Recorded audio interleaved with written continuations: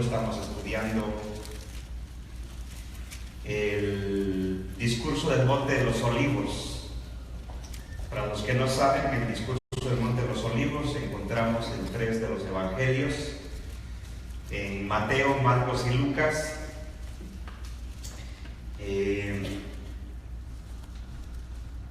Y es el discurso profético más largo enseñado por nuestro Señor Jesucristo, aparte del libro de Apocalipsis. La razón, una buena pregunta sería: ¿por qué Juan no nos relata este discurso del Monte de los Olivos? Solo lo encontramos en los 3 evangelios sinópticos, Mateo, Marcos y Lucas. ¿Por qué Juan en su evangelio no lo incluyó? Y la respuesta puede ser varias, pero una de ellas es porque Juan escribe el libro de Apocalipsis y casi toma todo un libro para enseñar sobre este discurso. Eso es lo interesante. Por eso alguien decía que el libro de Apocalipsis es una versión extensa del discurso del Monte de los Olivos, porque trata del mismo asunto, sobre el juicio de Dios sobre Jerusalén, sobre Israel. Claro que hay el aspecto futuro, pero vamos a leer entonces Mateo 24, Mateo capítulo 24, ese es nuestro pasaje base, pero estamos estudiando los 3 evangelios, los 3 pasajes paralelos, Marcos 13, Lucas 21, entonces usted debe tenerlos con usted. Y espero que usted haya estado haciendo su tarea de estudiarlos, de compararlos, porque creo que entre más usted lo estudie, más va a comprender la palabra de Dios. Muy bien, vamos entonces a leer nuestro último estudio. Estuvimos cubriendo el versículo 3. Vamos versículo a versículo, entonces esta es una exposición de el discurso del Monte de los Olivos, por lo menos hasta el versículo 34. Entonces leo el versículo 3 para tener un poco de trasfondo del texto, y entonces nos vamos a quedar en el versículo 4. Dice: y estando él sentado en el Monte de los Olivos, por eso se llama el discurso del Monte de los Olivos, porque el Señor enseña, ¿verdad?, este discurso desde el monte que se llamaba el Monte de los Olivos. Dice: los discípulos se le acercaron aparte diciendo: dinos, ¿cuándo serán estas cosas y qué señal habrá de tu venida y del fin del siglo? Verso 4 dice: respondiendo Jesús les dijo: mirad que nadie os engañe. Hasta ahí nos vamos a quedar. Pueden sentarse, hermanos, por favor.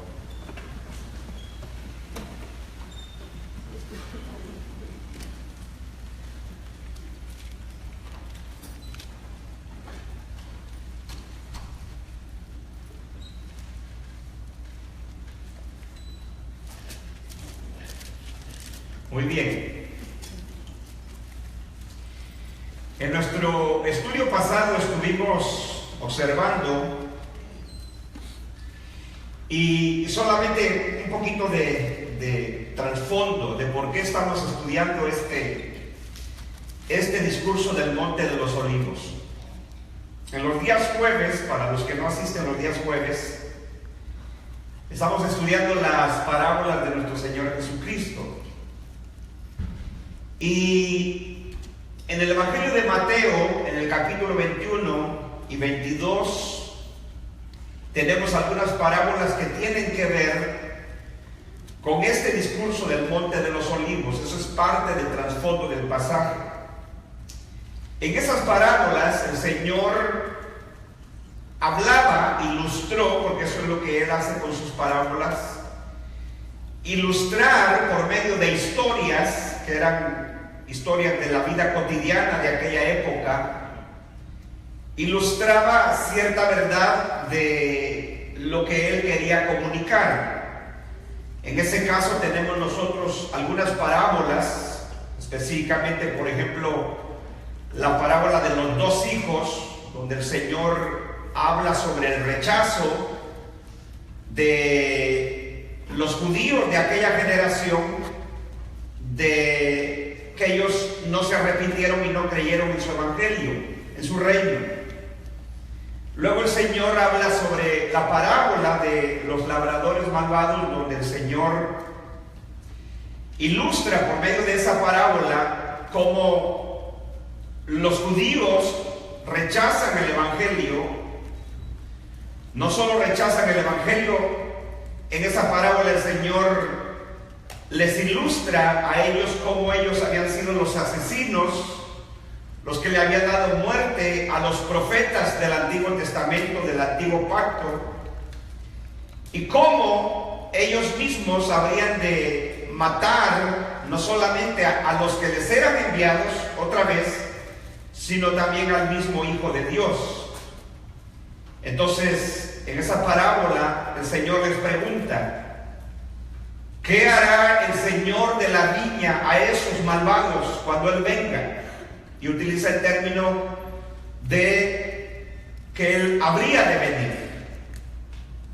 Y entonces ellos responden, dicen: a esos malvados los castigará sin misericordia y entregará la viña a otros labradores. Y esa era una clara referencia, ya explicamos la parábola, a los gentiles, a aquellos que formarían parte de la iglesia del nuevo pacto. Entonces ahí vemos nosotros que el Señor había advertido por esa parábola de que iba a pagarles, iba a castigarles sin misericordia a esos malvados que habían rechazado y que habían matado, apedreado a los profetas, y luego habían matado a su hijo, al hijo de aquel hombre de la viña. Posteriormente tenemos nosotros la parábola de el rey que hace fiesta de boda para su hijo. En esa parábola nos habla de que el rey que casa a su hijo, en este caso nuestro Señor Jesucristo, manda las invitaciones para aquellos hombres que eran invitados a las bodas y ellos no quieren venir. Por lo tanto, el rey se enoja porque los invitados no quisieron asistir o venir a la boda de su hijo, y entonces él dice que les mandó siervos, los cuales los mataron, los apedrearon. Les volvió a mandar otros siervos, dice la parábola, hicieron lo mismo con ellos. Entonces la parábola, dice el Señor ahí, que el rey enojado porque sus invitados no quisieron venir, en este caso los judíos, no quisieron asistir a la boda de su hijo, dice que él quemaría la ciudad de aquellos malvados. Nadie contradice el hecho de que esas parábolas están claramente refiriéndose al juicio que Dios estaba advirtiendo, que nuestro Señor estaba advirtiendo sobre la nación de Israel, sobre la ciudad de Jerusalén, a causa no solo de su rechazo de los profetas a los cuales habían matado sus antepasados en generaciones pasadas, sino que ahora el Señor venía como el Hijo de Dios. Eso es lo que ilustra la parábola de los labradores malvados, que el dueño de la viña dice: les enviaré a mi hijo, tal vez tengan respeto de él. Pero ellos dicen: este es el heredero, tomémoslo y matémoslo. Y eso es lo que hacen con nuestro Señor Jesucristo. Por lo tanto, el juicio que Dios, que nuestro Señor Jesucristo pronuncia contra la nación de Israel y contra el pueblo de Israel, de su generación en la que él estaba viviendo, ese juicio vendría a causa de que ellos habían dado muerte a los siervos de Dios durante generaciones. Por eso el capítulo 23, vimos el contexto. El Señor les dijo a ellos en el versículo 35: para que venga sobre vosotros toda la sangre justa que han derramado sobre la tierra, desde la sangre de Abel, el justo, hasta la sangre de Zacarías, hijo de Berequías, a quienes matasteis entre el templo y el altar. No sé si usted está observando su Biblia. Y luego dice el versículo 36 del capítulo 33, dice: de cierto os digo que todo esto vendrá sobre esta generación. Entonces, es ahí donde nosotros vemos que el Señor directamente, lo que había hecho por parábolas, ahora directamente se los dice a los judíos de esta generación, de la generación a la que él está hablando, que la razón que iba a traer juicio Dios sobre su tierra de ellos y sobre sus habitantes era porque era una venganza de Dios. Acuérdense de las palabras del libro de Hebreos y del Antiguo Testamento, porque el escritor a los Hebreos cita el Antiguo Testamento. Mía es la venganza, dice el Señor, yo pagaré. Entonces, el juicio sobre Jerusalén, el juicio sobre Israel, que es lo que el Señor nos enseña en el discurso del Monte de los Olivos. Hemos dicho y seguiremos diciendo, y esa es la postura que estamos enseñando aquí, que el discurso del Monte de los Olivos, por lo menos hasta el versículo 34, son eventos que el Señor estaba profetizando y que se cumplieron en el año 70 después de Cristo, precisamente cuando fue la destrucción de Jerusalén, la quemada de la ciudad y la destrucción del templo.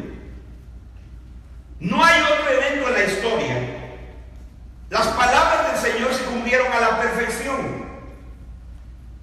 No como los enemigos del Evangelio han querido decir, bueno, Jesús se equivocó. Jesús no era Dios, porque si hubiese sido Dios, Él dijo que vendría antes de que esa generación pasara, y Él no ha venido. Han pasado 2000 años y no ha venido.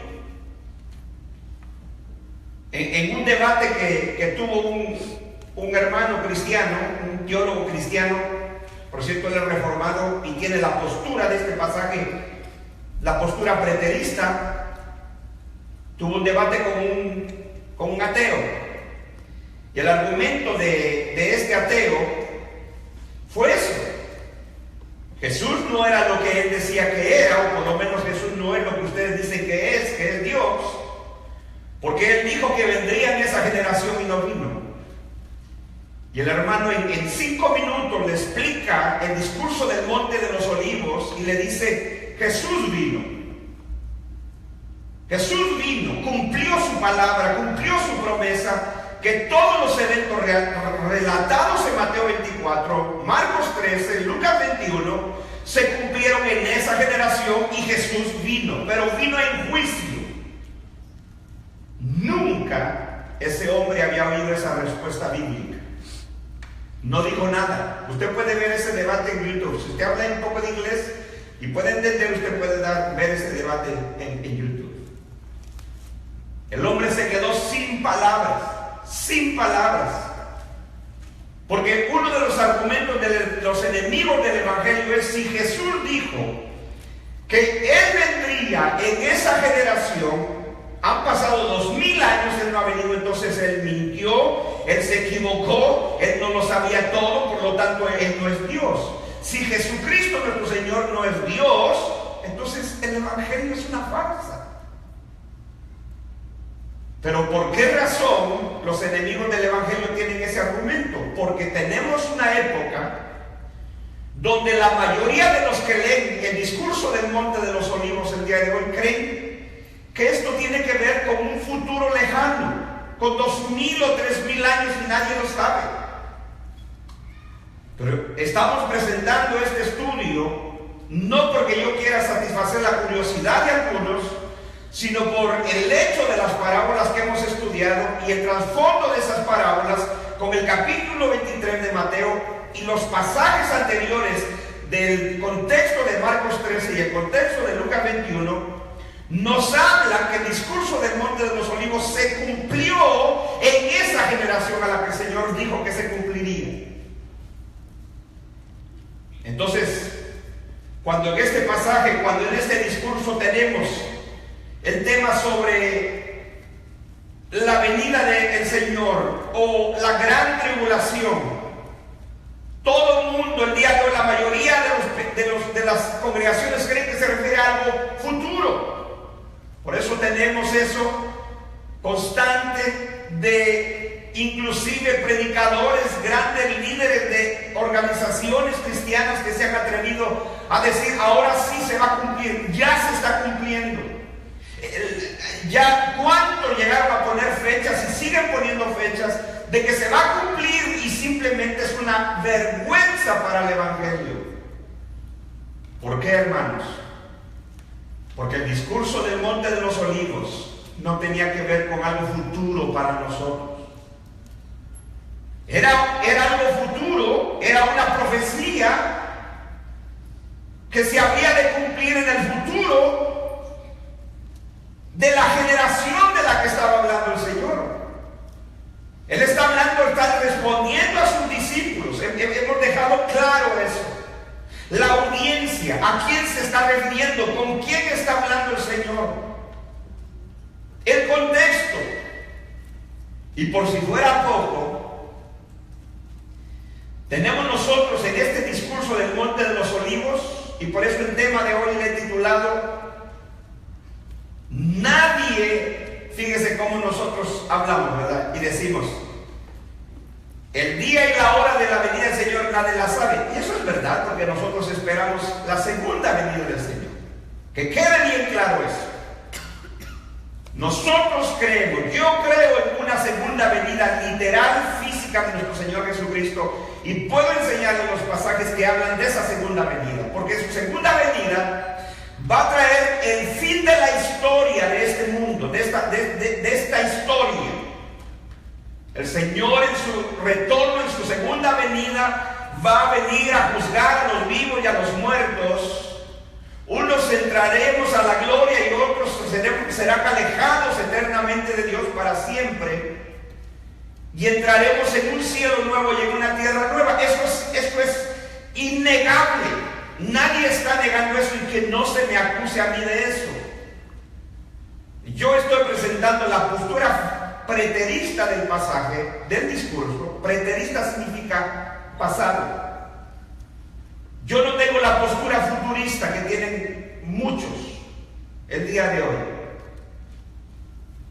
Porque la postura preterista, tanto de este discurso del Monte de los Olivos como el libro de Apocalipsis, ven todos los eventos de estos dos discursos, el discurso del Monte de los Olivos y el libro de Apocalipsis, como algo futuro. ¿Cuándo va a pasar? Bueno, siguen poniendo fechas, siguen inventándose cosas, porque esa es la teología de el estar adivinando. Ya mero, ya es que estamos viendo todo. Y creo, hermanos, que estas palabras del Señor, hemos leído el versículo número 4 que nos corresponde estudiar en esta tarde. Cuando vimos en el estudio pasado que son dos preguntas la que el Señor, la que le hace a los discípulos, ¿verdad que sí? No voy a tomar más tiempo porque no quiero hacer tan largo el estudio. Lo que simplemente quiero recordarles: cuando tú comparas los tres pasajes paralelos, te das cuenta que son dos preguntas del Señor que los discípulos hacen al Señor. Ellos están impactados. Recuerden que la pregunta de los discípulos, vimos que los que hacen la pregunta no son los 12, ¿verdad que no? ¿Cuántos discípulos son los que hacen la pregunta? 4. Dice que era Pedro, Jacobo, Juan, ¿y quién? Y Andrés. Eso es lo que dice Marcos. Marcos es muy detallista en su relato. Marcos nos dice que es uno de los discípulos que dice: Señor, mira qué edificios y qué piedras. El Señor le responde a ellos: les aseguro que no quedará piedra sobre piedra que no haya ser derribada. Ellos se quedan impactados por semejante predicción del Señor. El templo era la maravilla de ellos como judíos. El templo era el todo de su sistema religioso. Pero el Señor les dice: no quedará piedra sobre piedra que no se hayan derribado. Entonces ellos se quedan impactados por las palabras del Maestro. Y por eso dice en privado, ya estando en privado, ellos salen del templo, caminan.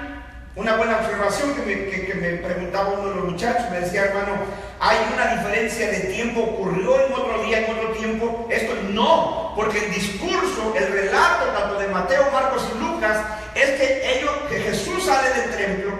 Cuando salen del templo le hace la pregunta al discípulo, la pregunta sino la observación: mira qué templo, mira qué edificio, mira qué piedras. El Señor ahí mismo les dice: cuando van saliendo del templo no quedará piedra sobre piedra que no va a ser derribada. Ellos caminan hacia el monte de los olivos, y cuando están en el monte de los olivos, dice Marcos que Jesús se sienta. Entonces los discípulos, que Marcos nos dice que son 4 de ellos, no están los 12, le preguntan en privado: dinos, ¿cuándo será esto? ¿Cuál es esto? ¿De qué estaban hablando? De la destrucción del templo. Dinos cuándo será esto y cuál será la señal cuando estas cosas hayan de cumplirse. Son 2 las preguntas. En el estudio pasado reconciliamos el pasaje. ¿Qué significa eso? Explicamos por qué Mateo la segunda pregunta la hace más extensa en términos de él como judío. Por eso es que Mateo nos agrega una expresión hebrea que es: ¿cuál será la señal de tu venida desde el fin del siglo? Entonces el futurista inmediatamente cuando ve las palabras, la señal de tu venida y del fin del siglo, inmediatamente creemos o creen, por lo menos así lo creí yo y así lo enseñé también, por eso abandoné esa creencia, es que inmediatamente cualquiera piensa: bueno, entonces aquí no está hablando no solo de la destrucción del templo, ahora Jesús está agregando otro tema, y el tema es su venida y el fin del mundo. Entonces por eso es de que es muy fácil dejarse llevar por esta fraseología hebrea: tu venida y del fin del siglo. Ahora explicamos que la frase tu venida que Mateo agrega en la segunda pregunta, en la versión de Mateo, no significa la segunda venida de Cristo. ¿Quedó claro eso? Si a usted no le quedó claro, lo siento. Ahí están las grabaciones. Si le interesa conocer la palabra de Dios, cómprelos. Si no, no hay problema. Usted seguirá creyendo lo que usted quiera. Pero el término venida no se está refiriendo a la segunda venida de Cristo. Ya vamos a llegar más adelante, cuando dice: entonces aparecerá la señal del Hijo del Hombre que viene en las nubes del cielo. Yo sé que usted está esperando este texto. No como ansias, ya vamos a llegar. Y usted se va a quedar sorprendido. Si usted dice: pero pastor, ¿qué de que las estrellas caerán del cielo?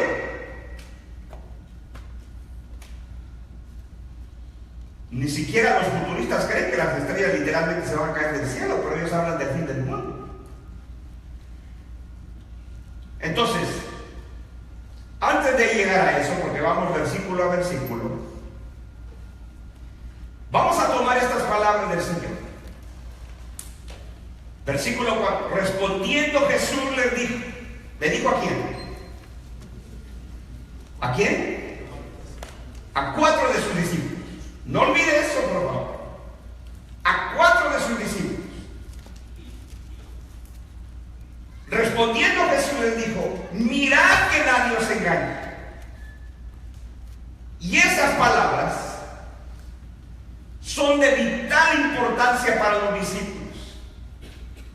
Ellos no deberían, la advertencia del Señor es: No permitan que nadie los engañe. Y yo creo que también son palabras para nosotros. Cuando tú no entiendes la Escritura y dejas que la Escritura se interprete así solita, tú vas a ser engañado por otras ideas.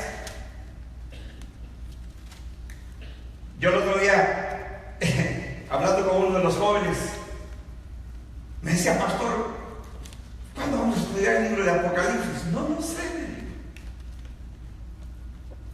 Digo, pero a veces, fíjese, a veces yo me pongo a pensar y digo, de verdad quisiera hacerlo. Porque es tan triste lo que la gente cree el día de hoy, basada en interpretaciones de su cabeza, de lo que han oído, de lo que oyen en otros lugares, en la radio, en la televisión. Yo solo le puse un ejemplo a este hermano, le digo: a ver, yo le hice la pregunta como al Señor, ¿verdad? ¿Quién dice la gente? ¿Te recuerdas lo que Jesús dijo? ¿Quién dice la gente que soy yo? Le digo a sus discípulos. Bueno, unos dicen que eres un profeta, unos dicen que Juan Bautista ha resucitado, bla, bla, bla. Ok, está bien. Eso es lo que dice la gente, pero ustedes, ¿quién dicen que soy yo? Entonces, el Señor quería que sus discípulos conocieran la verdad de los hechos, de las cosas, que ellos supieran quién era Él. Entonces, yo le hice una simple pregunta a este hermano, porque es un buen hermano. Le dije: a ver, te hago una pregunta. ¿Quién dice la gente, o quién dicen los que hablan de las profecías, que es la gran ramera en Apocalipsis? Yo le pregunto a usted, ¿quién cree usted que es la gran ramera de Apocalipsis, que es uno de los personajes más sobresalientes del relato de Apocalipsis? ¿O quién dice que es la gran ramera? A ver, ¿quién dice? ¿Alguien quiere responder? ¿Quién cree usted que es la gran ramera, o quién ha oído usted que dice que es la gran ramera?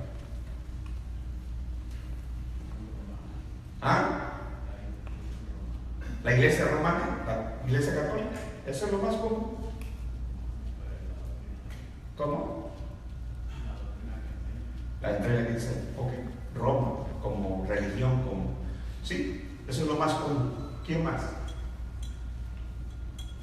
¿Quién piensa usted que es la gran ramera de Apocalipsis? ¿Sistema del mundo? Ok, está bien.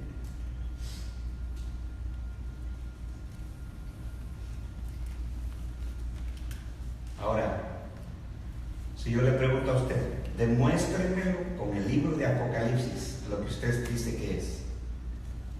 Eso cambia las cosas. Demuéstrenmelo, porque una cosa es repetir lo que uno oye, lo que es popular, lo sensacionalista. ¿Verdad que sí? Eso es fácil. Pero demuéstrenlo usted con las Escrituras.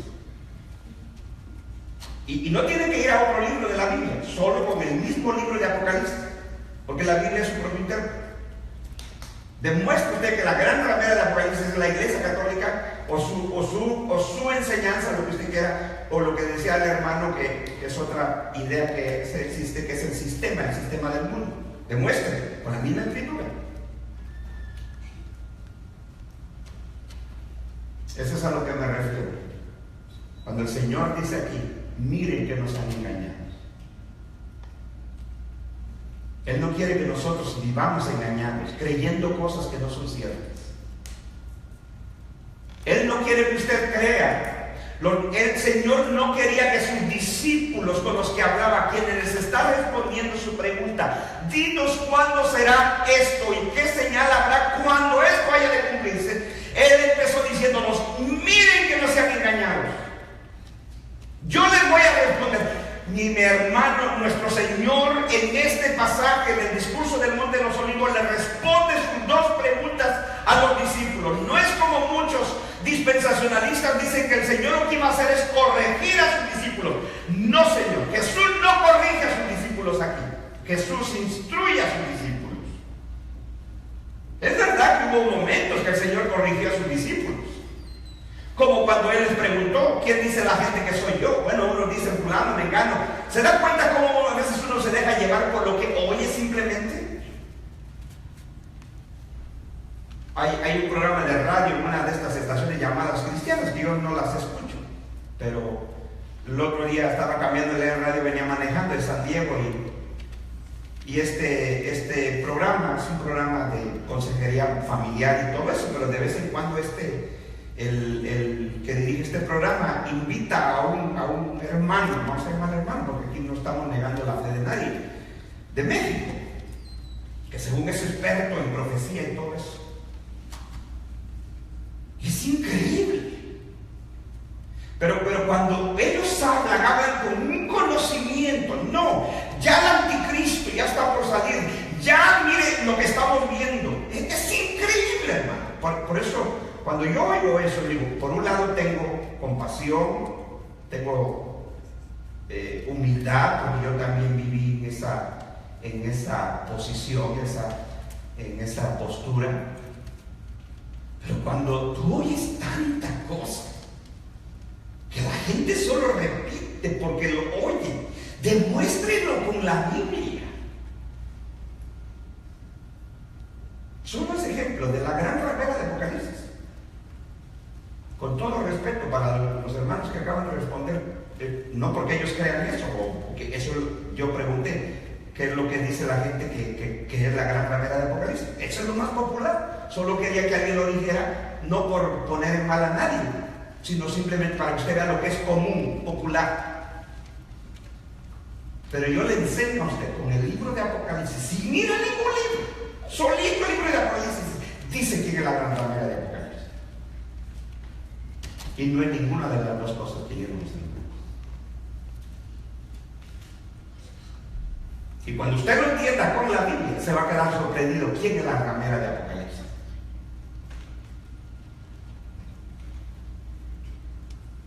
Pero es que es así. Nosotros simplemente repetimos lo que vimos. Entonces, cuando llegamos al discurso del Monte de los Olivos, Jesús está diciendo a sus discípulos: miren que no los engañen.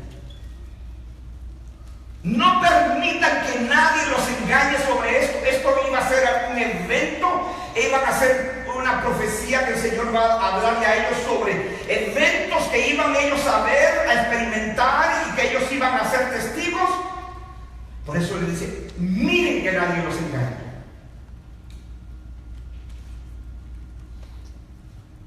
Entonces son dos preguntas, ¿correcto? ¿Es así o no es así? Primer pregunta: dinos, ¿cuándo será esto? Ellos quieren saber el cuándo, la fecha. Pero no hay fecha. No hay fecha. Al final del discurso del Monte de los Olivos, ¿sabe qué les dijo el Señor? Por favor, adelántese al versículo 36 de Mateo 24. Y lo tenemos. Estaba viendo, porque yo he estado oyendo debates entre hermanos preteristas y hermanos futuristas. Y en un debate de un hermano preterista y un hermano futurista, el futurista, que es uno de los más grandes proponentes del futuro y de toda la profecía y de la escatología, él decía, llegó al extremo de decir que Lucas habla cosas distintas a Mateo y a Marcos. Yo me quedé así, pasmado.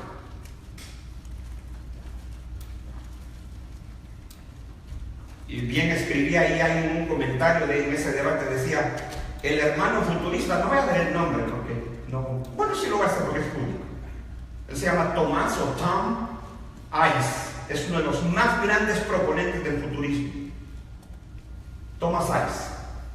Él tiene un debate con un hermano que se llama Gary DeMont, que es preterista como la postura que estoy enseñando.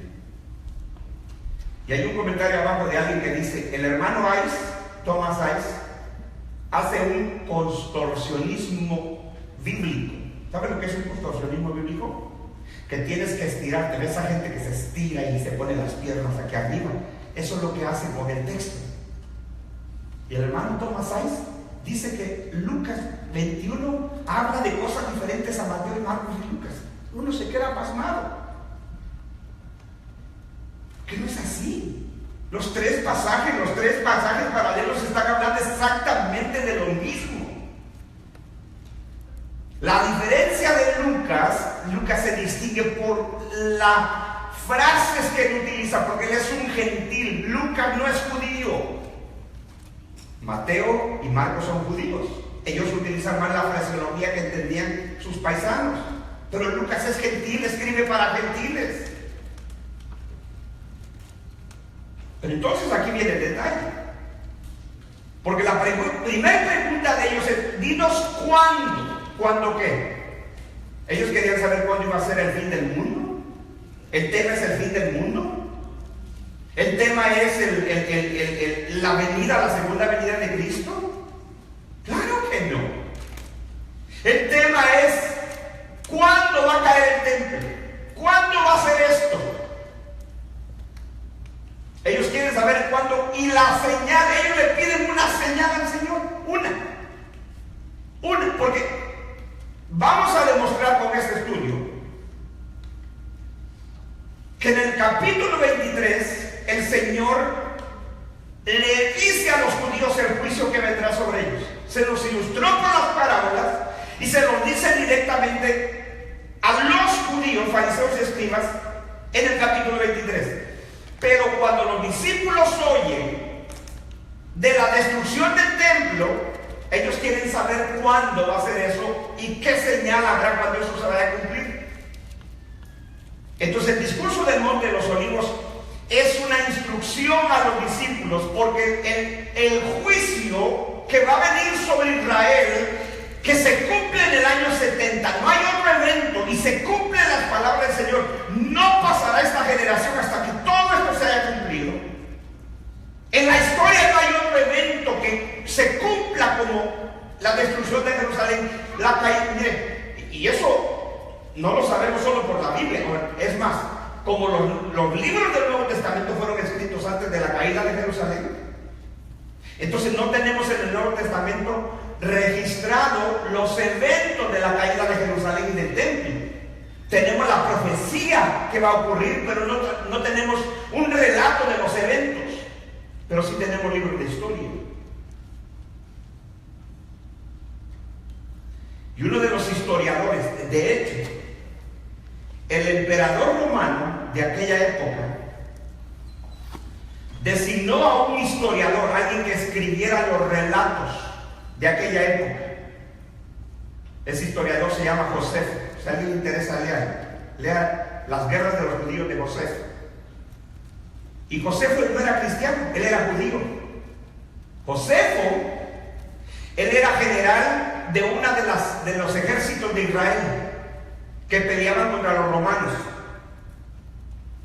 Entonces los israelitas, los judíos, quieren liberarse de la bota de la opresión de Roma. Entonces se levantan varios grupos en Israel, y Josefo era un judío que lideraba una de esas tropas.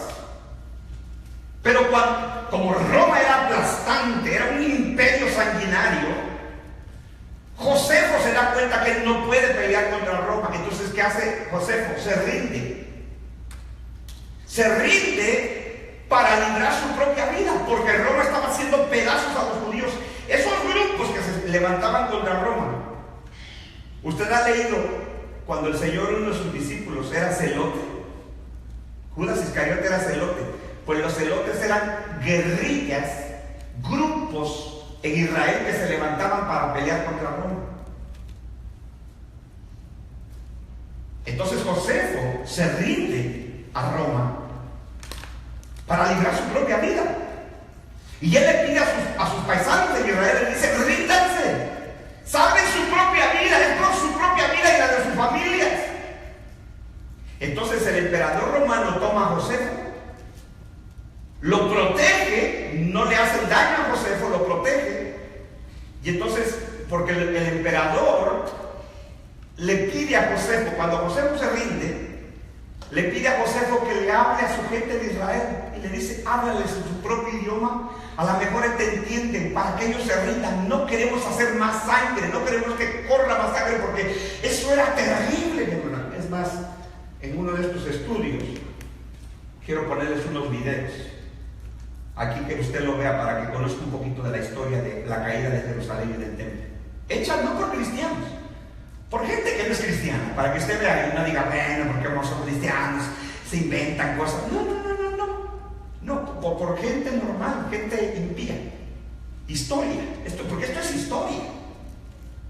Para que usted vea lo terrible que fue aquello. Entonces, el emperador le dice a Josefo, háblale a tu gente, dile que se rinda. La gente no se rinde. Entonces, el emperador toma a Josefo y le dice, tú vas a ser el historiador, yo te pido que tú registres todo lo que está pasando. Y se convierte en el historiador del imperio. Pero él era un judío, él no era cristiano, no creía en el cristianismo, no creía en Jesucristo. De hecho, cuando usted lee a Josefo y usted ve cómo se refería él a Jesús, o sea, él era uno de esos judíos como de la época actual que dice Jesús, sí, fue un paisano mío, pero eso es todo. Pero cuando usted compara los relatos de Josefo con la profecía de nuestro Señor Jesucristo, es impresionante los detalles. Y los vamos a ir viendo algunos a través del relato del estudio. Pero primero, la primera pregunta, ¿cuándo será eso? Segunda pregunta, ellos piden una señal. Porque esa señal les iba a servir a los discípulos para saber cuándo se iba a cumplir lo de la caída del templo y la destrucción de Jerusalén. Y por eso en adelante a partir del versículo 5, tenemos nosotros cosas que el Señor les dice, que el día de hoy muchos la toman como señales. Y ya ve, hermano, mire, el Señor habló de guerras y rumores de guerras. El Señor ya está por venir, eso lo vienen diciendo hace siglos. ¿Cuándo no ha habido guerras? ¿Cuándo no ha peleado reino contra reino, nación contra nación? Pero es que el relato no está hablando de nosotros. Está hablando sobre la caída del templo y la destrucción de Jerusalén. El juicio que el Señor le anunció a los judíos, a los fariseos y escribas. Todo esto vendrá sobre esta generación. La sangre que ustedes derramaron desde sus antepasados, desde Abel. Miren cómo el Señor cuenta. La sangre de Abel. ¿Quién mató a Abel? ¿Quién? Caín, su propio hermano.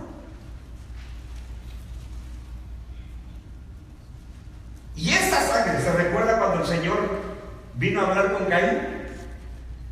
Le dijo, ¿dónde está tu hermano?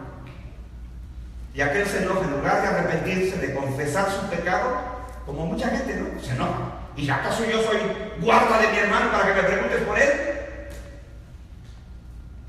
Y Dios le dice, la sangre de tu hermano clama a mí desde la tierra. Pues el Señor en este juicio de Jerusalén, el juicio de Jerusalén y la caída del templo, es la venganza del Señor contra los judíos, donde Él está castigando la sangre que se derramó desde Abel hasta este profeta que fue matado entre el altar y el templo. Y el peor pecado, mataron a nuestro Señor Jesucristo, Hijo de Dios. Por eso cuando usted lee el libro de Apocalipsis, de eso se trata. Las almas de los que están en el cielo dicen, Señor, ¿hasta cuándo, oh Señor santo y justo, no vas a vengar la sangre de nosotros sobre los moradores de la tierra? Pero uno lee la tierra y cree que está hablando del mundo entero. No, usted va a ver que no. Tanto el discurso del Monte de los Olivos como el libro de Apocalipsis se trata del juicio de Dios sobre una nación que se caracterizó por matar a los siervos de Dios y mataron en su peor pecado cometido, fue la muerte del Hijo de Dios. Por eso le digo, cuando usted lea la Biblia, con la Biblia, no yendo a YouTube, no yendo a 2, 3 predicadores que a usted le gusta oír. Cuando usted lea la Biblia, con la Biblia, usted se va a quedar sorprendido quién es la gran ramera de Apocalipsis, quién es la bestia de Apocalipsis, que no es el famoso anticristo que se han inventado.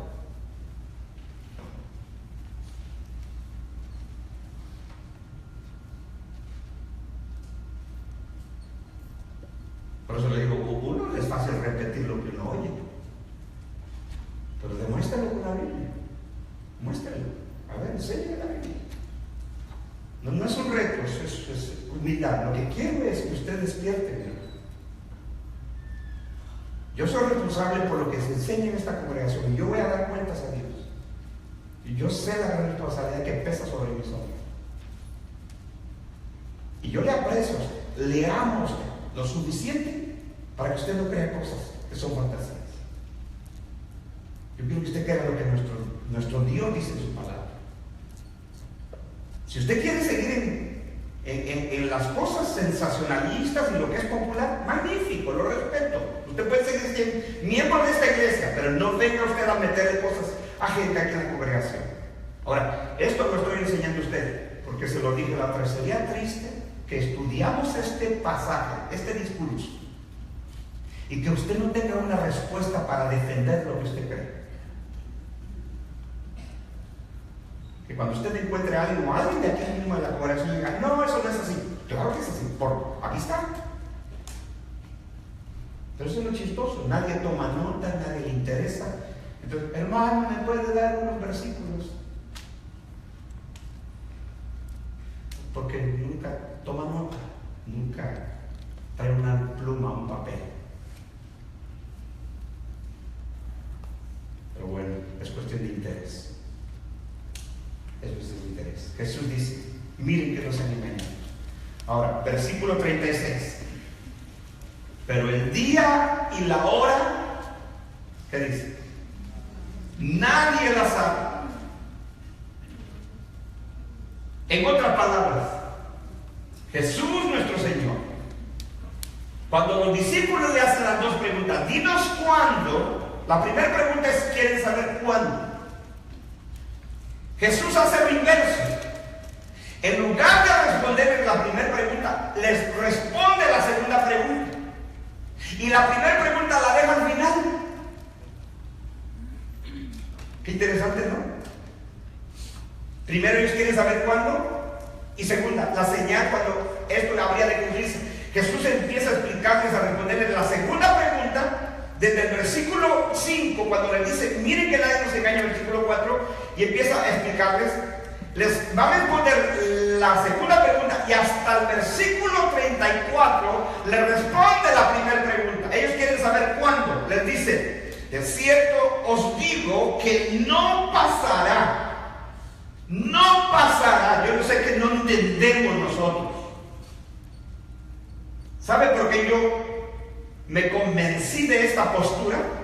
Que esto tiene que ver con el pasado que se cumplió en el año 70. No solo por este texto que es contundente. Este texto es contundente. Tú tienes que lidiar con eso. ¿Cómo hacen nuestros hermanos futuristas? Bueno, pero es que ahí cuando dice esta generación, esta no significa esta, sino significa la que vería todas estas cosas. Eso es cambiar el significado a las palabras. Y no solamente han cambiado el significado del término esta, sino que también al término generación. Entonces dicen, no, generación ahí no significa generación, sino significa raza. Y por eso, cada día, una cosa aquí, hermanos, no somos dueños de la verdad, no lo sabemos todo, hay cosas que tenemos que corregir a través de nuestra vida. Y por eso cada día, yo estaba leyendo esta semana a un doctor, él tiene un doctorado, y él primero fue dispensacionalista, porque se graduó en el seminario dispensacionalista más grande de aquí en los Estados Unidos, que es el seminario de Dallas, está en Texas. Esa es la cuna del dispensacionalismo. Él se graduó ahí sacó su doctorado, era dispensacionalista, dejó el dispensacionalismo, dejó de creer en el arrebatamiento secreto, luego se volvió solo preliminarista. Él seguía creyendo en un milenio literal, abandonó el milenio, la creencia en el milenio literal y se volvió amilenialista, es decir, el milenio es algo simbólico en Apocalipsis 20, que es así como lo creemos nosotros. Y esta semana estaba leyendo, porque yo ya había oído lo que él a veces pensaba de este pasaje, porque él decía que el discurso de los Montes Olivos hablaba de la destrucción del templo de Jerusalén y hablaba hablaba del fin de la historia o de algo futuro. Y este día, esta semana estaba yo leyendo que él vuelve a explicar este pasaje. Y ahora él tiene la postura preterista que estamos enseñando. Es que es maravilloso.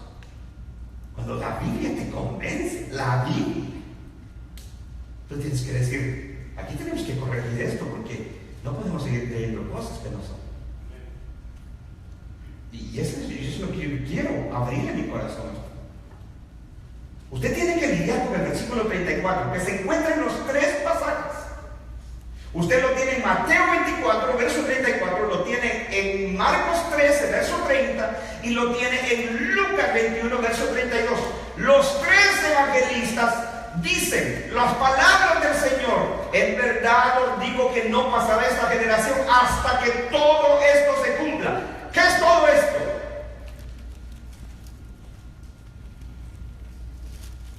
Todo lo que dice desde el versículo 1. Es más, todo lo que dice desde el capítulo 23. Es más, todo lo que dijo por las parábolas sobre el juicio de Jerusalén. De eso está hablando. Pero si usted quiere verlo, ¿dónde empieza la enseñanza del discurso del Monte de los Olivos? Empieza en el versículo 1. Señor, mira qué templo, mira qué edificio. Les digo que no quedará piedra sobre piedra que no sea destruida. Ellos lo toman aparte en el Monte de los Olivos 4 de los discípulos y dicen: dinos cuándo y qué señal nosotros debemos de ver cuando esto haya de cumplir. Danos una señal, Señor. Y el Señor tiernamente se la da. No como algunos creen que son señales. Porque vendrán falsos cristos. Esa es una señal. No son señales. Eso vamos a ver en el próximo estudio, que son como preseñales. Es como cuando, ¿sabe qué hace el Señor? Es lo que hacemos usted y yo. Alguien viene, no sé, usted ha ido en el camino, o alguien conocido le dice: ¿sabe dónde está este lugar? Usted dice: claro. Usted le dice: mira, tomas esta calle, avanzas 3 luces, das vuelta a la derecha, cuando llegas a la siguiente luz, das una izquierda. Usted le está dando preseñales, pero él quiere llegar al lugar. Entonces cuando llega al lugar le dice: a tu mano derecha, cuando hayas dado vuelta a la izquierda, a tu mano derecha, a la tercera casa, ahí es. Eso es lo que hace Jesús. Primero les dice esto y esto, y ustedes esto y esto y esto van a ver, pero la señal es esta. Y usted estudia el pasaje, a ver si alguien descubre cuál es la señal. Pero no es en su casa. Yo no se lo voy a decir todavía, porque todavía no llegamos. Este es lo emocionante de la escritura, ¿verdad? A ver si usted la descubre en su estudio personal. Entonces, eso es lo que hace el Señor. Van a ver esto, pero todavía no es. Pero entonces, la primera pregunta: dinos cuándo. Ellos querían saber el día y la hora, como queremos saber nosotros, ¿verdad? Queremos ser específicos. Dime qué año y dime qué día para que yo sepa. Jesús no les dice el día ni la hora, por eso les dice el día y la hora. Verso 36, ¿está conmigo? Pero el día y la hora nadie sabe, ni aun los ángeles de los cielos. Dese cuenta cómo nuestro Señor casi siempre distinguía entre los ángeles del cielo y otros que también él llamó ángeles, porque el término ángel simplemente es mensajero. Por eso cuando lleguemos al versículo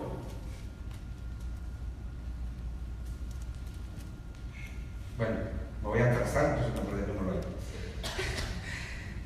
Luego me reclaman porque dura tanto el estudio. Versículo 36: pero el día y la hora nadie sabe, ni los ángeles de los cielos, sino solo mi Padre. Ok, el día y la hora nadie la sabe. El Señor no les da el día, no les da la hora, ¿correcto? Pero sí les dice la generación que vería esto. Por eso mi tema del día de hoy es: el día y la hora nadie la sabe, pero sí la generación que sería testigo de esto.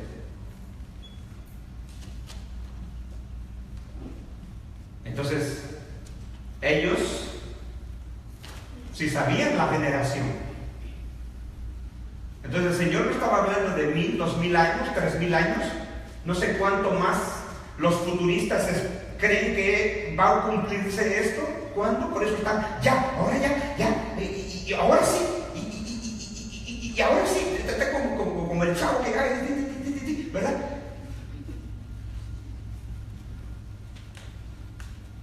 Mira, ese loquito de Yun, ¿cómo se llama? El de Corea. Ya están poniendo misiles para aquí, para Estados Unidos. ¡Ay, ya nos va a caer un misil! Ya, es que Cristo ya viene. Eso lo siguen diciendo hace 2000 años.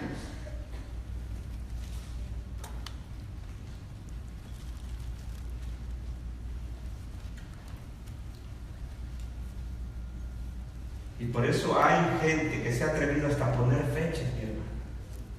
Qué triste.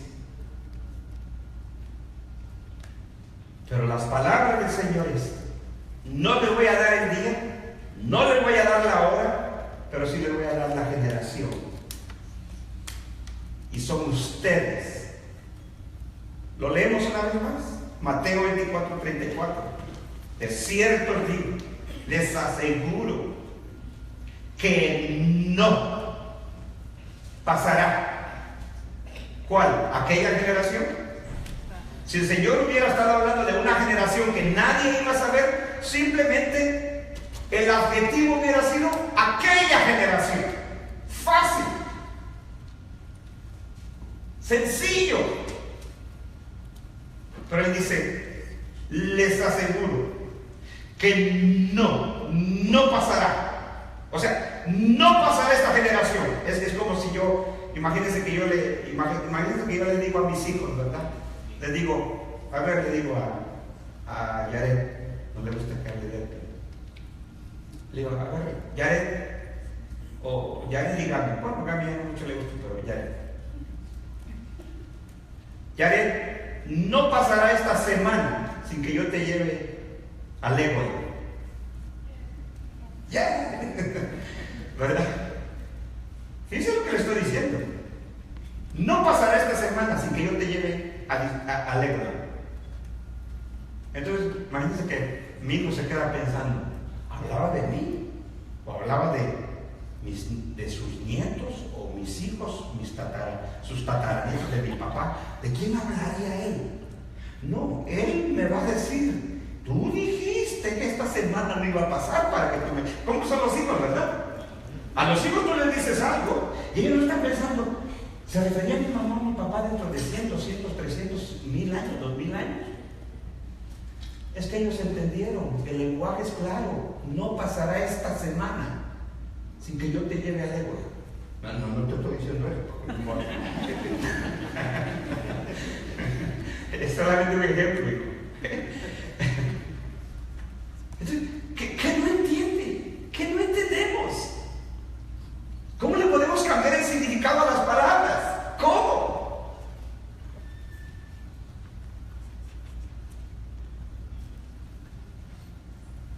Entonces el Señor dice: de cierto les digo que no pasará esta generación. ¿Esta? ¿Cuál esta? A la que el Señor estaba hablando. La generación a la que el Señor se refiere es a los contemporáneos, a los que estaban vivos en esa época, a la que estaba hablando el Señor. A la gente. ¿Cómo lo definen los diccionarios? Los diccionarios definen, por ejemplo, una generación. En la Biblia, una generación más o menos constaba de 40 años. Claro, en nuestra época, una generación tiene diferentes periodos de tiempo. Por ejemplo, por eso cuando se gradúan, ahora que pasaron las graduaciones de las escuelas, dicen generación de tal año. ¿Verdad que se pone el término generación? Claro, porque son los que se graduaron, pero ellos empezaron en el mismo año escolar cuando empezaron la clase de aquel año. Entonces los graduados se les llama una generación. Pero usted sabe que en la high school solamente son 4 años. Si usted salió de la universidad, dice generación 2017. El otro día llevé a mi hijo a la universidad y iba a hacer la graduación. Hay un gran letrero que pusieron a la universidad y decía generación 2017. ¿Pero de qué están hablando? de esos muchachos que entraron hace 4 o 5 años y que en el 2017 están graduando. Ese es el concepto de generación, pero está hablando de la misma gente. No está hablando de, ¿qué? 2000, 3000 años de historia. Y por si fuera poco, esta dice. El Señor tiene una audiencia en particular. El relato del Monte de los Olivos está hablando, es una enseñanza, instrucción, advertencia, instrucción a los discípulos, porque este juicio, escúcheme bien, este juicio de Jerusalén y la destrucción del templo no es para los discípulos del Señor, es protección para ellos. A ellos les da la información el Señor de los detalles del evento. A los judíos simplemente le dijo: sobre esta generación se va a juzgar la sangre de los justos, desde Abel hasta Zacarías, que ustedes mataron entre el templo y el altar. Todo esto vendrá sobre esta generación, les dijo en el versículo 36 del capítulo 23. Ahora a los discípulos les dice otra vez: todo esto, de cierto digo, que no pasará. ¿Lo está leyendo conmigo? De cierto digo que no pasará esta generación hasta que parte de lo que les dije se cumpla. O sea, contesta, ¿eso dice? Entonces, hagamos algo sencillito, hermano. Lea desde el versículo 1 hasta el versículo 34 y todo lo que dice desde el versículo 1 al verso 34, o si usted lee el pasaje paralelo de Marcos, desde Marcos capítulo 13, verso 1 hasta el versículo 30, o si usted lee el relato de Lucas, de Lucas 21 hasta del versículo 5, porque Lucas empieza a relatar el verso 5 hasta el versículo número 32. Todo eso que dice ahí, el Señor está diciendo, todo esto se va a cumplir antes que pase esta generación. ¿Sí? Esto es lo que dice. Dice todo. Ellos le preguntan: dinos cuándo será esto y qué señal habrá cuando estas cosas se hayan de cumplir. El Señor le responde la segunda pregunta primero y la primera se las pone al último. Porque el Señor ya había dicho a los judíos: todo esto vendrá sobre esta generación, verso 37 del capítulo 23. Y ahora a los discípulos les dice: todo esto os digo que no pasará esta generación hasta que todo esto acontezca. Él no quería que les quedara duda, porque ellos quieren saber cuándo. El Señor les dice: no les voy a decir el día, no les voy a decir la hora, pero sí les digo, no pasará esta generación hasta que todo esto se cumpla.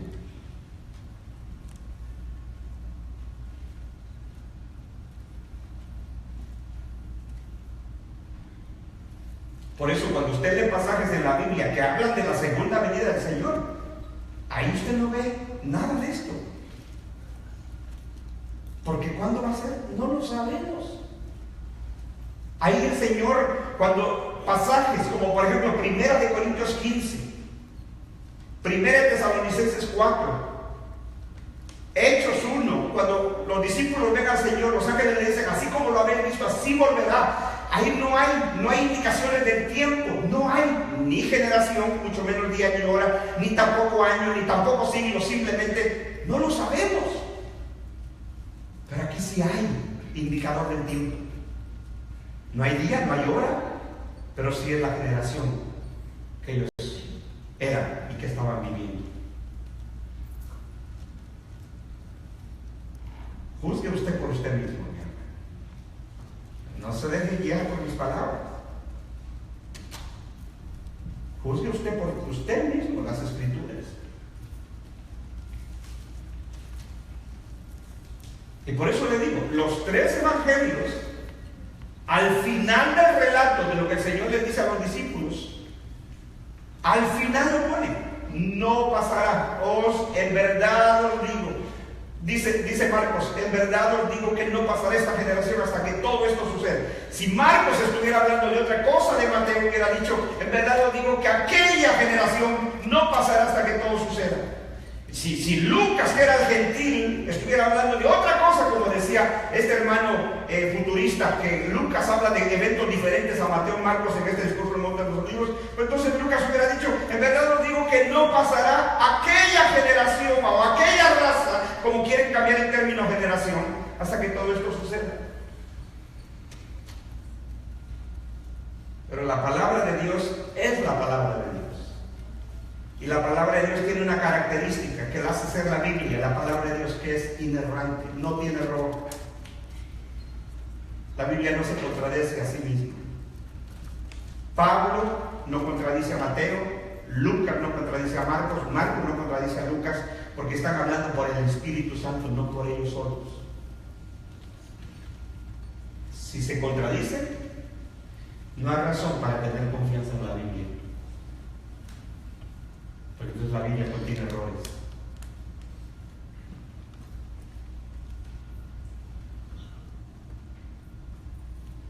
Eso es contundente. La generación a la que hablaba el Señor, incluyendo los discípulos y la gente que estaba viva en aquella época, por eso se recuerda que leímos pasajes anteriores donde Jesús les dijo: les aseguro que algunos de los que están aquí no morirán hasta que vean al Hijo del Hombre viniendo en su gloria. Ahí volvió el Señor a hablar de esa venida, de esta venida en juicio. Les aseguro que algunos de los que están aquí conmigo, no morirán, no probarán la muerte hasta que vean al Hijo del Hombre viniendo en la nubes, en su gloria. Hay solo dos formas de interpretar el pasaje. O Jesús ya vino y nos perdimos su segunda venida, y su segunda venida es desde el pasado, o Jesús está hablando de otra venida, que no era una venida física de Él, sino era una venida en término figurativo, en juicio, como hablaban los profetas en el Antiguo Testamento. Jesús era el más grande profeta, y Jesús está utilizando el lenguaje de los profetas del Antiguo Testamento. Es más, este discurso del Monte de los Olivos, las expresiones, las frases del Señor son frases de los profetas del Antiguo Testamento. Por eso le digo, si usted quiere estudiar el libro de Apocalipsis y usted nunca ha leído el Antiguo Testamento, usted ni siquiera se atreva. No que se lo esté prohibiendo, ni que usted va a quedar loco o algo así. No, lo que estoy diciendo es que usted, como ha oído los famosos en la radio, en la televisión, que dicen: ay, hermano, el anticristo. Ah, bueno, pues el anticristo está en el libro de Apocalipsis. ¿Y qué tal si no está? La gran amiga, hermano, la Iglesia Católica. Pobrecitos los católicos, les hemos dado con todo.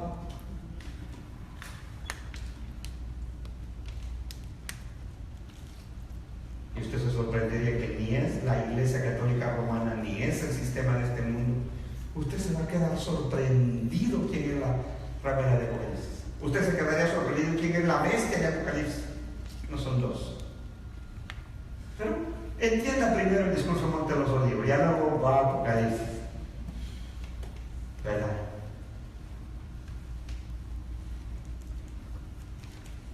No pasará esta generación hasta que todo esto que dice suceda. Tengo unos minutitos. Hagamos esto. Vamos a leer las escrituras de algunos pasajes donde habla sobre generación, y vamos a ver si en algún momento el significado del término generación cambia. Vamos a ver cuando la Biblia habla de esta generación, era la generación que estaba hablándose en ese momento. ¿De acuerdo? ¿O ya se cansaron?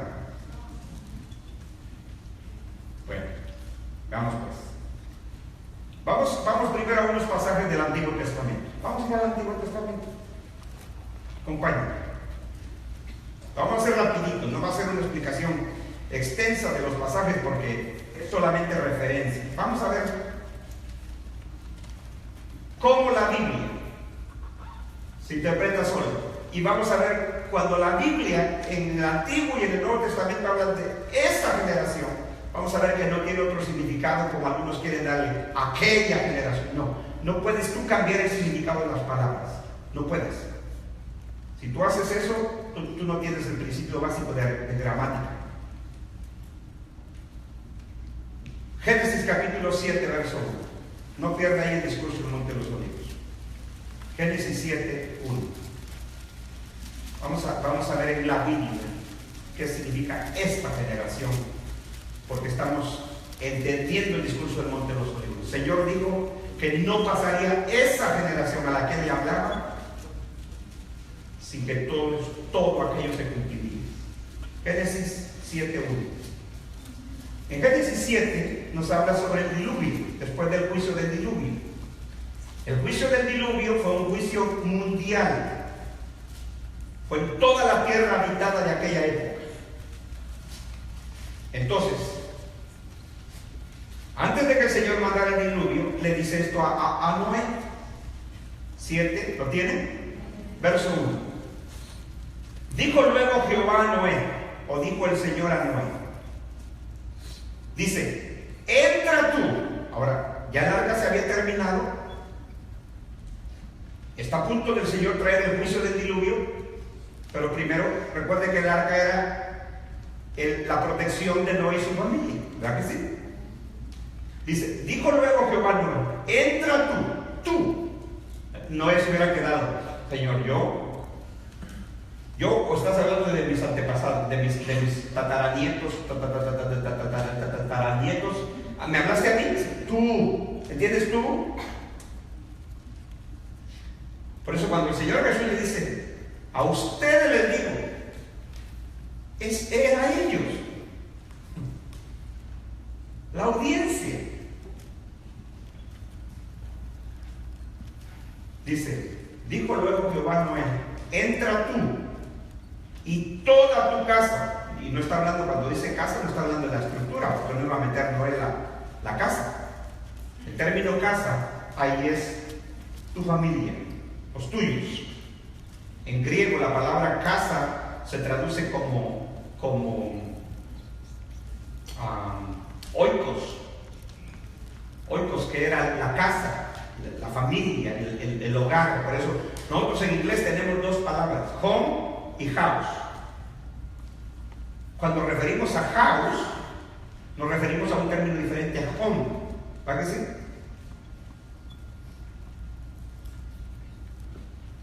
En español simplemente tenemos casa. Casas. O no, si tenemos hogar. Eso es diferente, sí, ¿cierto? Hogar y casa.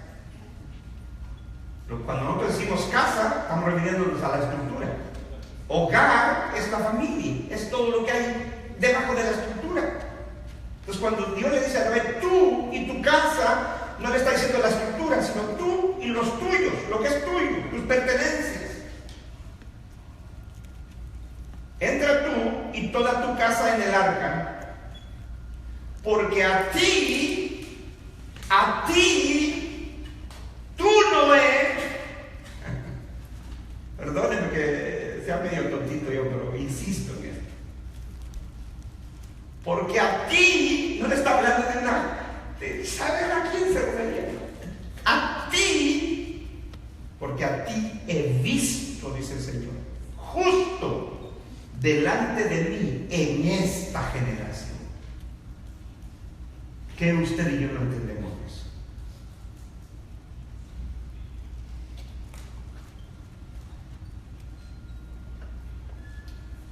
Estaba hablándole de 1000, 2000, 3000 años después.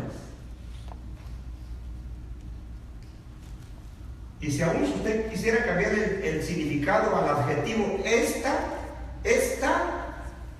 entonces usted tiene otro problema. Está hablándole a Noé, está hablándole de su casa, está hablándole del arca. Le vuelve a decir, a ti he visto justo delante de mí en esta generación. Usted, no hay dónde irse. Usted no puede cambiar el significado del adjetivo esta. Entra tú, tu casa, en el arca.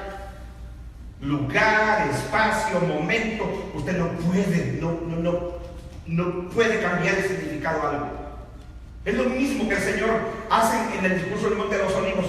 Les aseguro que no pasará esta generación sin que todo esto se cumpla. Todo lo que les acabo de decir se va a cumplir antes que pase esta generación. Y así fue. Las palabras del Señor fueron tan exactas Cuando el Señor pronunció el discurso del Monte de los Olivos, el Señor estaba más o menos en sus 30 y algo años. En el año 70 se cumplió la profecía. Es más, la invasión a Israel por los ejércitos romanos empezó antes. Por eso tenemos libros de historia. Entonces se cumplió. El Señor dijo, esta generación. Y pasaron casi 40 años y se cumplió a la perfección. Os le digo, no hay otro evento que encaje, porque a eso se refería el Señor, pero esa es la historia, lo bueno que tenemos libros de historia. Cuando usted y yo hayamos muerto, todos nosotros, esta generación, dice, esta generación, cuando todos hayamos muerto aquí, nuestros nietos, nuestros tataranietos, un día ellos van a ir a los libros de historia en la escuela y van a leer de las caídas de las Torres Gemelas.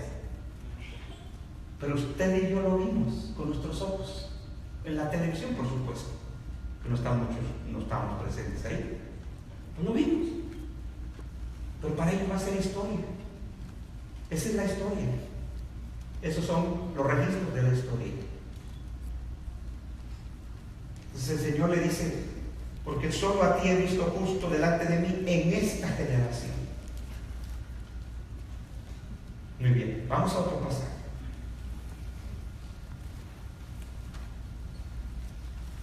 Éxodo capítulo 1, verso 6. Solo estoy buscando algunos porque, híjole, hay docenas, hermano.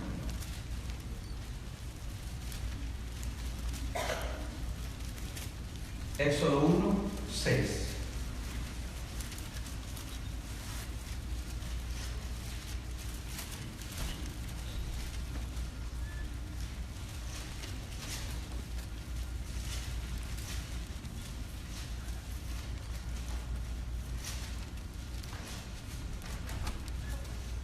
¿Lo tienen?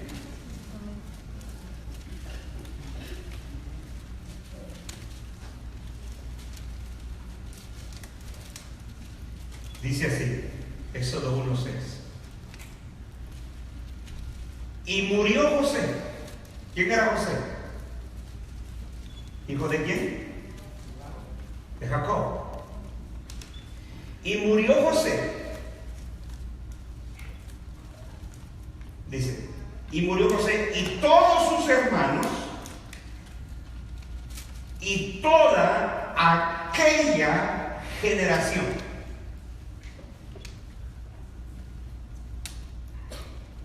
¿Quién murió en ese libro de Éxodo? José, sus hermanos y ¿quién más? Y aquella generación. Ahí está el adjetivo aquella. ¿Cuánto tiene que se escribió el Éxodo? Varios siglos, varios milenios.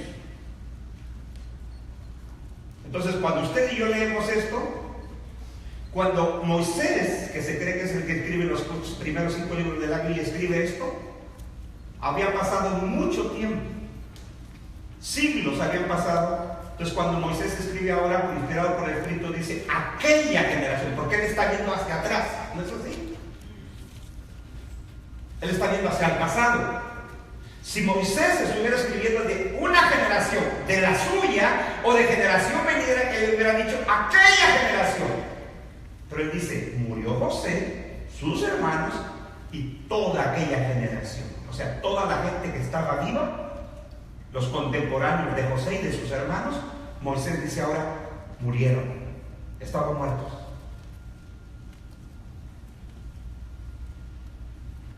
Es que la Biblia no es un libro confuso.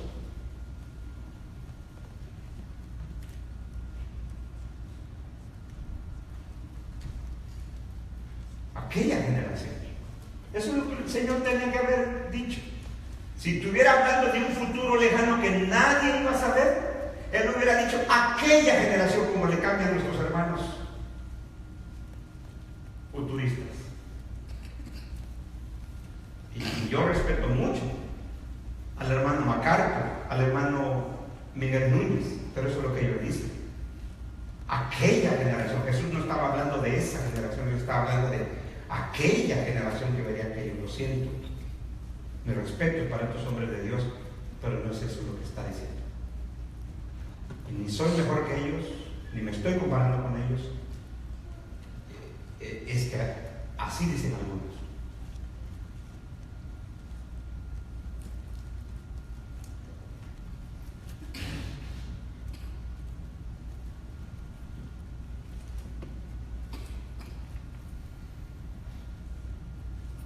Así creía el hermano G. Ávila.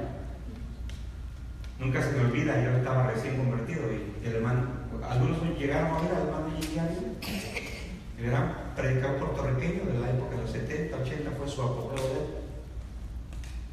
Y él hablaba de eso, de la profecía, de Mateo 24, del discurso del Monte de los Olivos, de la profecía.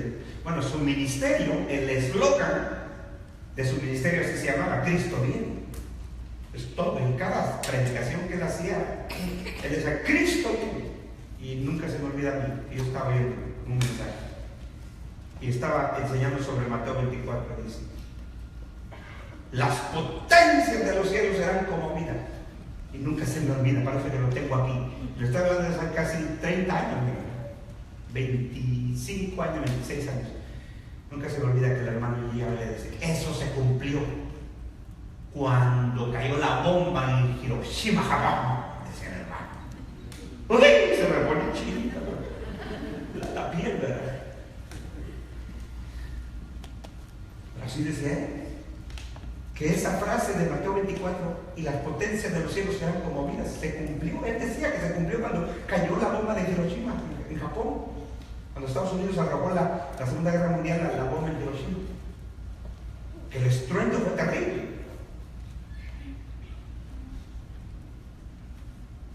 ¿Quién estaba en lo correcto? ¿El hermano G. Ávila, como muchos, o Jesús, que dijo: no pasará esta generación hasta que todo eso se cumpla? Usted tiene una decisión que tomar.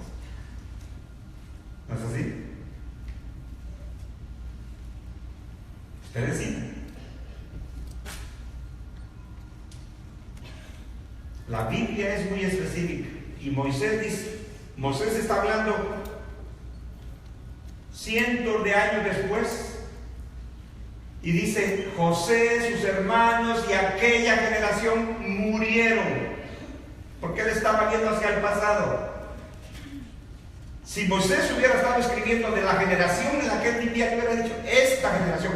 Y como existe el texto, solo que por el tiempo, yo sé que usted ya está angustiado.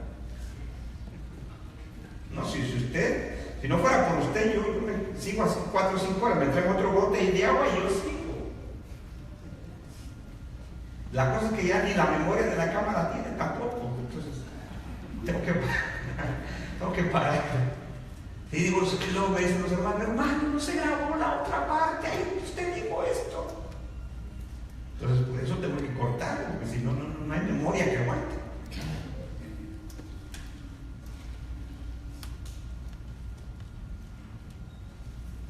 Muy bien. Mire, tomen una concordancia en su Biblia, busquen las frases generación, lean los pasajes y usted va a ver. Pero vamos al Nuevo Testamento. Vamos rapidito al Nuevo Testamento. Aparte del discurso del Monte de los Olivos, donde encontramos la frase esta generación. ¿De acuerdo?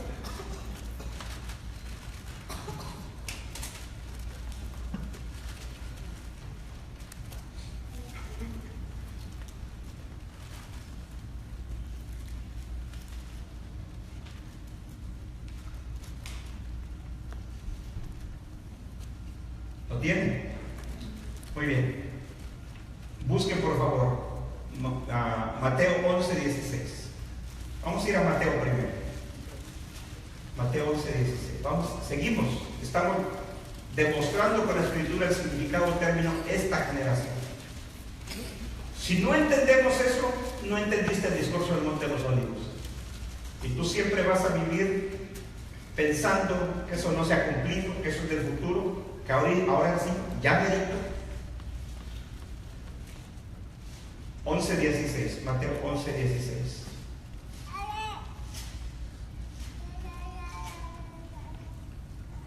¿Lo tienen? 11:16.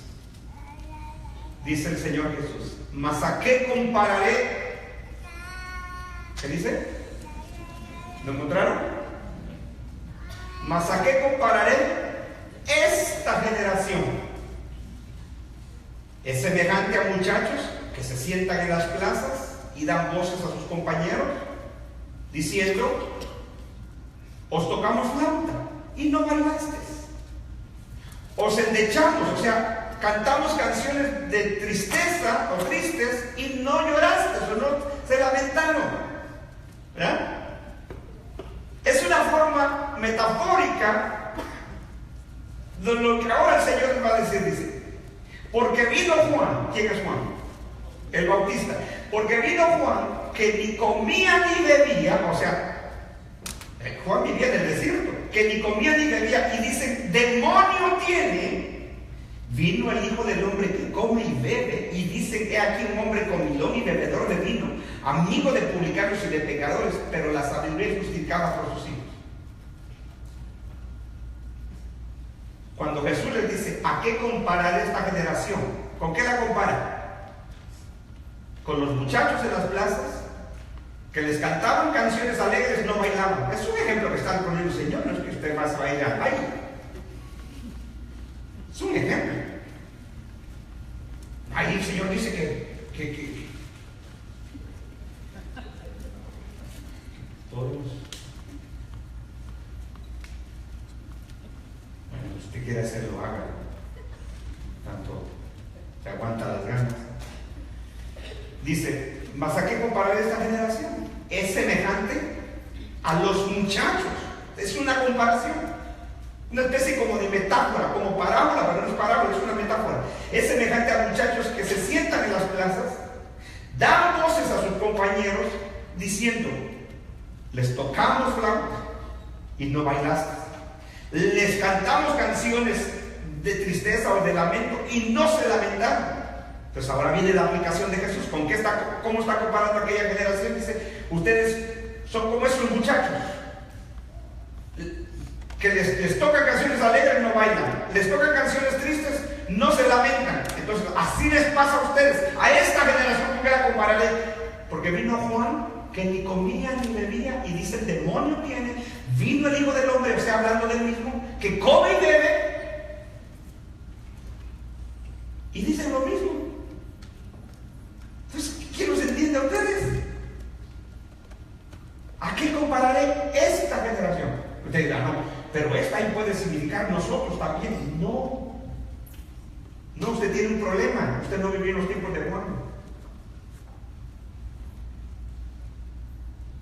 Esta, claro que nosotros podemos ser igual que ellos.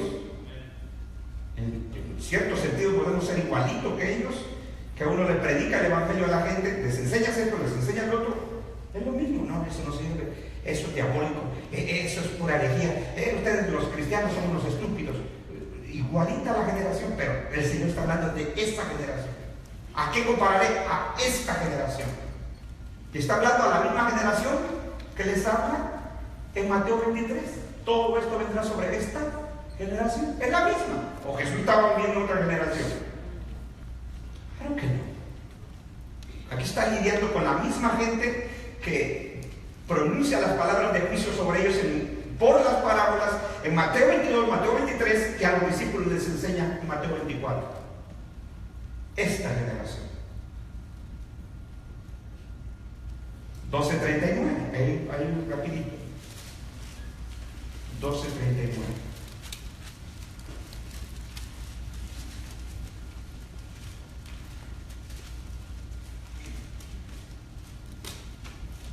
Versículo 38. Entonces respondiendo algunos de los escribas y de los fariseos, ¿verdad que sí? La audiencia. Entonces respondiendo algunos de los escribas y fariseos diciendo: maestro, deseamos de ver de ti señal. Mire la respuesta del Señor. Él respondió y les dijo: la generación mala y adúltera demanda señal. ¿Se da cuenta que ahí no aparece el adjetivo esta? Pero ¿a qué generación se refiere? a los fariseos escribas que están pidiendo una señal. El contexto determina las cosas, mi hermano. No estaba hablando de una generación que saber cuál era. No, le dicen maestro, le dicen fariseos escribas, queremos tener de ti señal. Por su señal, esta gente está pero sí de que de cabeza, ¿verdad? ¿Qué no han visto? ¿Qué señal no he hecho? Pero piden otra, porque así es la gente. Y ahora, enséñeme esto, a ver, demuéstremelo pues, y ya ustedes, a otra cosa. No, es la perversión del corazón, es la maldad del corazón, la incredulidad. No importa cuántas señales, qué tanto tú le expliques a alguien, esa persona cuando es incrédula y está muerta en sus pecados, siempre va a decir, no es así, no es así. Y Jesús le dice, danos una señal. Y mire cómo se refiere a ellos el Señor. ¿Sabe que el Señor está usando las palabras del Antiguo Testamento? De los profetas del Antiguo Testamento. Así hablaban los profetas cuando hablaban de su generación incrédula, igual que estos. Esta generación perversa y maligna, decían los profetas. Léanlo. Usted toma una concordancia y usted va a ver que Jesús hablaba con el lenguaje de los profetas del Antiguo Testamento.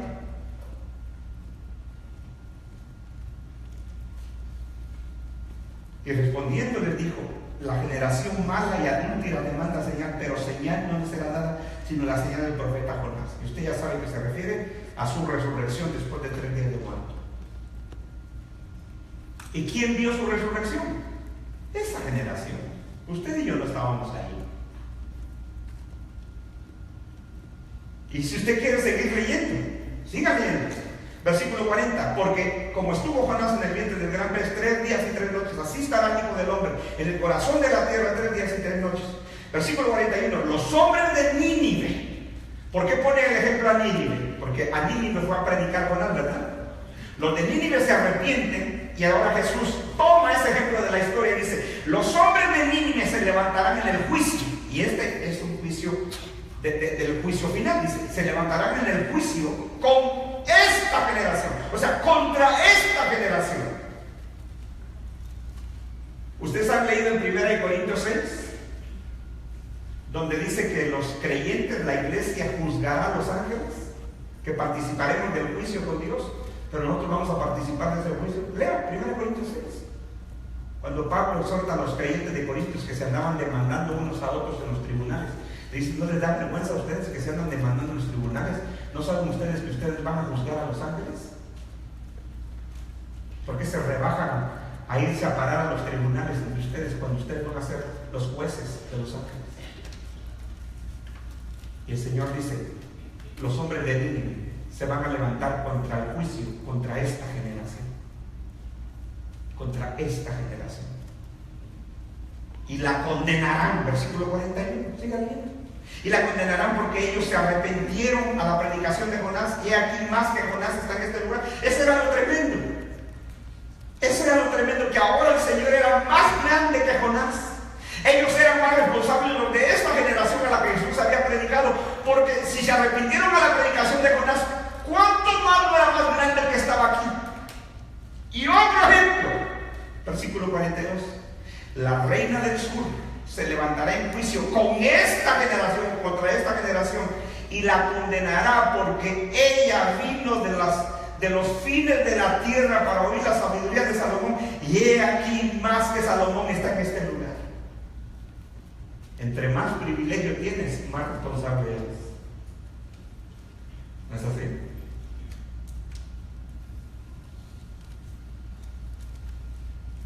Esta mujer, esta reina, usted puede leer en el Antiguo Testamento, viajó desde lejanas tierras para oír un poquito la sabiduría de Salomón. Y esta mujer se salvó. Eso es lo que el Señor está diciendo. Ella se va a levantar en juicio contra esta generación. Porque ella, así como los de Nínive se arrepintieron ante el mensaje de Jonás, pues ustedes son más responsables, le dice el Señor a su gente que le estaba hablando, a esta generación. Ustedes son más responsables porque el Hijo del Hombre, uno más que Jonás, está aquí delante de ustedes. La reina del sur se levantará en contra de esta generación y la condenará porque uno más que Salomón está aquí. esta generación. Solo en este pasaje del versículo 38 al 42 tenemos tres veces esta generación. Lo tenemos en el verso 39, lo tenemos en el versículo 41 y lo tenemos en el verso 42. Esta generación.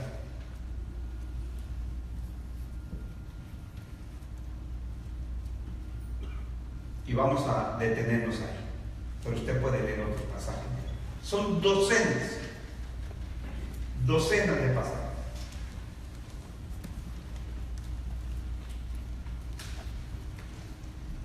El día y la hora. Nadie la sabía. Pero sí la generación que iba a ser testigo de ello. ¿Verdad que sí? Ese es el tema de hoy. No se dejen engañar, le dijo el Señor a sus discípulos. No dejen que nadie los engañe. Y eso es lo mismo para nosotros. No te dejes llevar por lo que es popular, por lo que oyes en la radio. Es más, a veces yo les aconsejaría a ustedes, ni oigan estaciones. Tenga cuidado en el internet, porque ahorita hay de todo. Yo no estoy prohibiendo que no haya nada, usted lo oiga. Eso es lo bonito. Cuando tú oyes otras posturas te das cuenta que la que tú crees que es la correcta no es tan correcta. Eso es lo bonito. Oremos, Señor y Padre nuestro. Te damos